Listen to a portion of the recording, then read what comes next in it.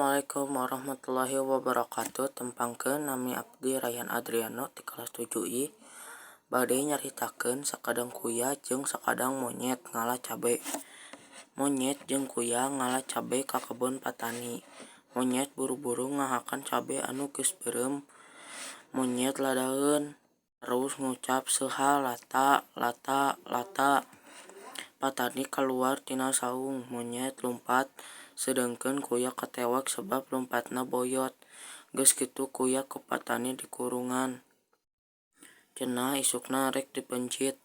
Patingna monyet ngadatangan kuya. Kuya nyaritakeun ka monyet yen manehna rek dikawinkeun ka anak patani. Monyet kabitaeun tuluy manehna menta nukeuran ka kuya. Si sakadang kuya kaluar tuluy sakadang monyet asup ka jero kurung. Isukna patani ngasa bedog maksudna rek mencit kuya anu di kurungan. Monyet ruas ngadengge patani rek mencit sato nu di kurungan.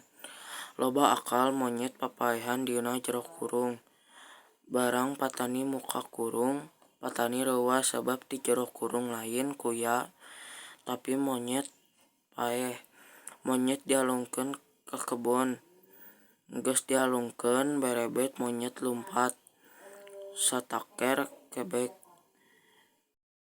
Patani olohok sabab katipu ku jeung kuya monyet. Assalamualaikum warahmatullahi wabarakatuh.